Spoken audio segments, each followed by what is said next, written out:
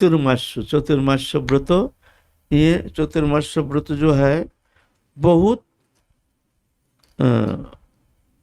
माने बहुत यज्ञ अनुष्ठान, व्रत यज्ञ अनुष्ठान करने से जो फल मिलता है, ये चतुर्मास्य व्रत छोटा मोटा कोई भी व्रत लेकर के अगर चतुर्मास्य व्रत उद्यापन करते हैं, उसमें बहुत लाखों गुना फल प्राप्त करते हैं, भगवान प्रसन्न हो जाते हैं। तो ये वैष्णव मात्र ही चतुर्मास्य जो व्रत है अपने सामर्थ्य अनुसार, ये नहीं व्रत तो बहुत कठिन है, अगर ठीक ठीक उद्यापन किया जाए, व्रत आचरण किया जाए तो कठिन तो है बहुत, लेकिन अपने सामर्थ्य अनुसार, अपने समय अनुसार, अपने रुचि अनुसार अपने कुछ नियम लेना बहुत जरूरी है।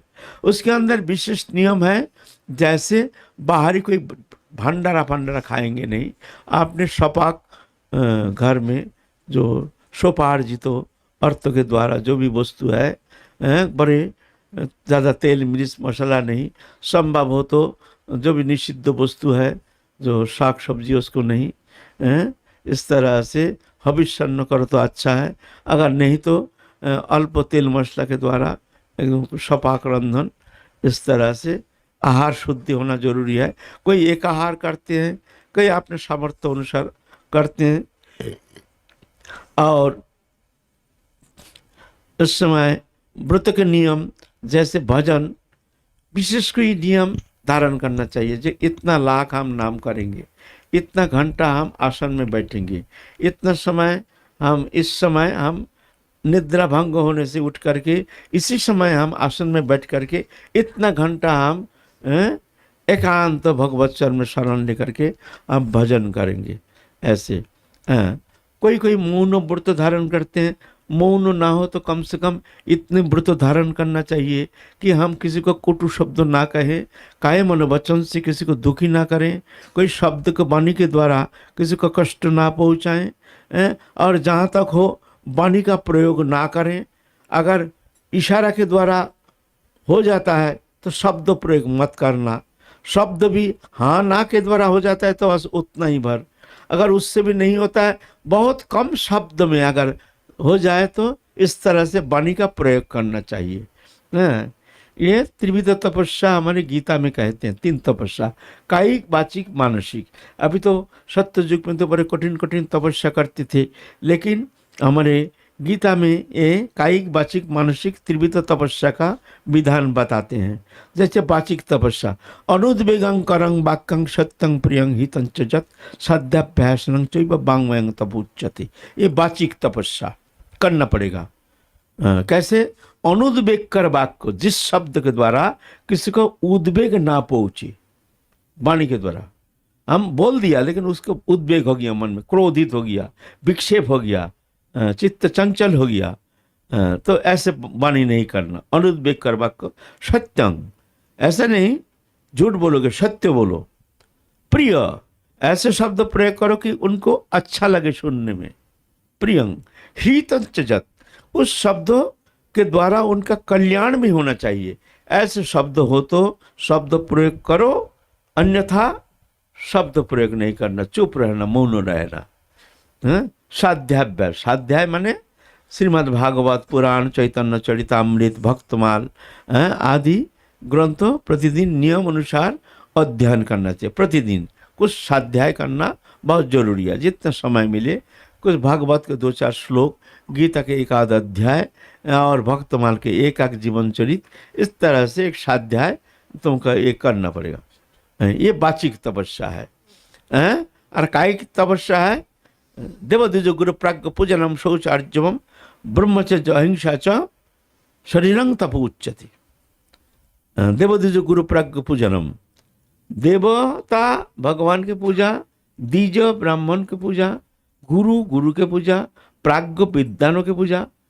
देवद्विज गुरु पूजनम शौचम, शुचिता, अंतर शौचो बहिः शौचो, अंतर शौचो भीतर में कोई क्रोध, हिंसा, देश, काम भावना इत्यादि नहीं आना चाहिए। ये आने से अंतर्शुचिता नष्ट हो जाता है। इसीलिए अंतर्शुचिता के लिए तुमको बहुत सावधान से हृदय को शुचि शुद्ध रखने के लिए तुमको कोशिश करना पड़ेगा। सूचित है, ये अंतर्शुचि। बहिशुचि है तुम्हारा जैसे स्नान ध्यान करना, मलिन वस्त्र नहीं पहनना, शौच आदि क्रिया करके कपड़ा परिवर्तन करना, जिस वस्त्र पहन करके तुम शौच जाओगे उस वस्त्र पहन कर घर में नहीं आना, फिर मृत्तिका जल क्रिया आदि करना इत्यादि, ये शौचिता। तो देवदि गुरु प्राज्ञम पूजनम शौच आर्जवम, आर्जव माने सरलता, ब्रह्मचर्यम, ब्रह्मचर्यम माने संयमित जीवन धारण करना जरूरी है। अहिंसा, ये इस तरह से ये कायिक तपस्या। मानसिक तपस्या मनोप्रसादम सौनम मत मौन आत्मविनिग्रह भाव संशुद्धि इत्यतत्व मनसमुच्यते। मनोप्रसादम, मन की प्रसन्नता, किसी भी कारणवश चित्त विक्षेप होना चाहिए नहीं चाहिए। कोई घटना हो गया, कोई वस्तु नष्ट हो गया या कोई वस्तु प्रिय वस्तु समागम हो गया, उसमें चित्त चंचल नहीं होना चाहिए। मन का प्रसन्नता जरूरी है, क्योंकि मन प्रसन्न नहीं रहने से भगवत चिंतन होता नहीं है। मन जब चित्त विक्षेप होता है, मन चंचल हो जाता है, तो उस चंचल मन में कभी भगवत चिंतन होता नहीं है। इसलिए मन प्रसादम, मन की प्रसन्नता, मन प्रसादम सौमंग, शांत भाव, आत्मनिग्रह। आत्मनिग्रह माने मन को विषय वस्तु से मन को बार बार हटा करके, मन तो जाएगा, मन का स्वभाव है, इधर जाएगा उधर जाएगा, ये चाहिए वो चाहिए, ना जाने कौन कौन भोग्य पदार्थ के प्रति मन का लगाव हो जाए, उसी का चिंतन करना शुरू कर देता है। कोई विचार विवेक मानता ही नहीं है, बार बार जाकर कोई विषय में लग जाता है, तो आत्मनिग्रह और भाव संशुद्धि, किसी के साथ व्यवहार ऐसे शुद्धिकरण माने शांत भाव धारण करना, किसी को व्यवहार के द्वारा कभी किसी को दुखी नहीं करना, तुम भी शांत रहना, दूसरे को भी विक्षेप पैदा नहीं। इत्यतत्व मानसमुच्यते, इसको कहते हैं मानसिक तपस्या। ये तीनों तपस्या अगर संभव हो तो अपने ये चतुर्मास में करना चाहिए, है ना। कायिक वाचिक मानसिक तपस्या, ये कलियुग की तपस्या है, सबके लिए, साधक मात्र ही, है ना। तो आहार शुद्धि, मानसिक तपस्या और भजन का नियम, कुछ भी हो भजन का एक नियम होना ही चाहिए। इतना नाम हमको करना ही है, इतना संख्या हमको करना है, इतना समय हमको आसन में बैठना ही है, और इतना ब्रह्म मुहूर्त काल उठ करके हमको भजन में बैठना ही है। और क्या, स्नान, प्रातः स्नान, ब्रह्म मुहूर्त में तुमको स्नान करना ही पड़ेगा। ब्रह्म मुहूर्त में प्रातः स्नान, ये बहुत ज़रूरी है। प्रातः स्नान करके आसन में बैठ करके भजन ध्यान धारणा इत्यादि तुमको अर्चन बंदन के लिए तुमको समय देना चाहिए, प्रातः काल विशेष करके। और आहार शुद्धि, संग शुद्धि, विषयी लोगों का संग से दूर, व्यावहारिक संग से दूर। जिस संग से मन में चित्त विक्षेप पैदा होता है, जिस संग से मन में कामना वासना उद्रेक, संग दोष के कारण है ना, ऐसे संग दोष है।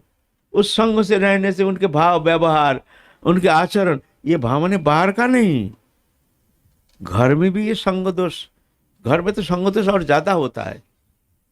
बाहरी संग दोष तो फिर भी हम वर्जन कर सकते हैं, लेकिन घर का संग दोष ये हम वर्जन नहीं कर सकते हैं। संग दोष नहीं, हम तो उस दोष मानते ही नहीं है कि हम घर का मेंबर है ना, उसको हम दोषी मानते नहीं है, लेकिन उस प्रभाव से हमारे चित्त विक्षेप होता है, चित्त में वासना का उद्रेक होता है ना, चित्त चंचल होने का संभावना होता है।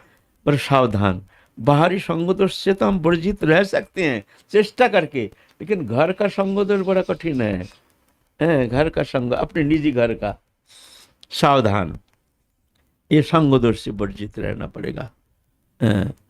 तो इस तरह से चतुर्मास व्रत उद्यापन करना अपने सामर्थ्य अनुसार, ये नहीं तुम्हारे जैसे सामर्थ्य तद अनुसार तुम कम हो कम करो। जैसे किसी को नौकरी चाकरी करना पड़ता है तो तुम कम नियम करो, लेकिन करना पड़ेगा नियम। इस तरह माने ऐसा नहीं, अधिक से अधिक समय को भजन में तल्लीनता तन्मयता के लिए हमको निर्दिष्ट समय निर्वाचन करना बहुत जरूरी है। इतना समय हमको देना ही पड़ेगा, है ना। निद्रा से समय घटाना पड़ेगा, कम से कम निद्रा, जितना निद्रा हमारा सबसे जीवन का कीमती समय खा जाता है। निद्रा हमारा सबसे बड़ा दुश्मन है, निद्रा हमको खा जाता है। इसीलिए निद्रा जितना कम से कम हो, निद्रा चाहिए, सबको चाहिए, साधु के लिए नहीं चाहिए, गृहस्थी के लिए चाहिए। क्यों?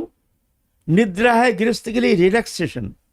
उस साधा यदि परिश्रम करते नाना प्रकार चिंता, नाना प्रकार आकर के निद्रा में उसके विश्राम होता है, मेंटल रिलैक्सेशन, निद्रा।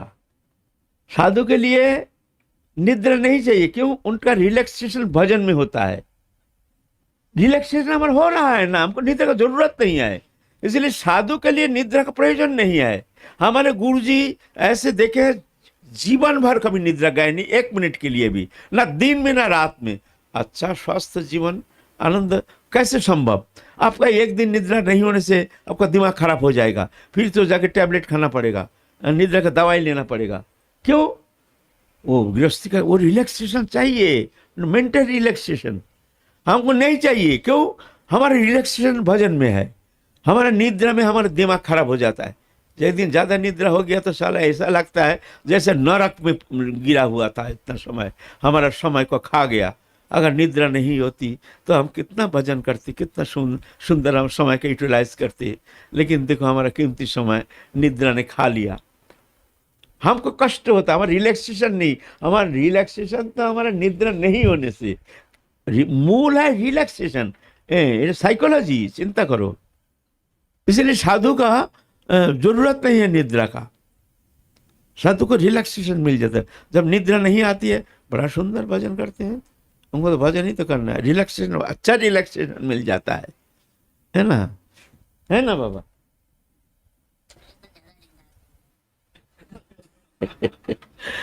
अच्छा ठीक है। तो ऐसा ही चतुर्मास में अपना सामर्थ्य अनुसार कुछ ना कुछ नियम लेकर के सामर्थ्य अनुसार कोशिश करना चाहिए। वैष्णव मात्र ही चतुर्मास व्रत किंचित परिमाण हो फिर भी उद्यापन करना चाहिए। जय जय श्री राधे श्याम।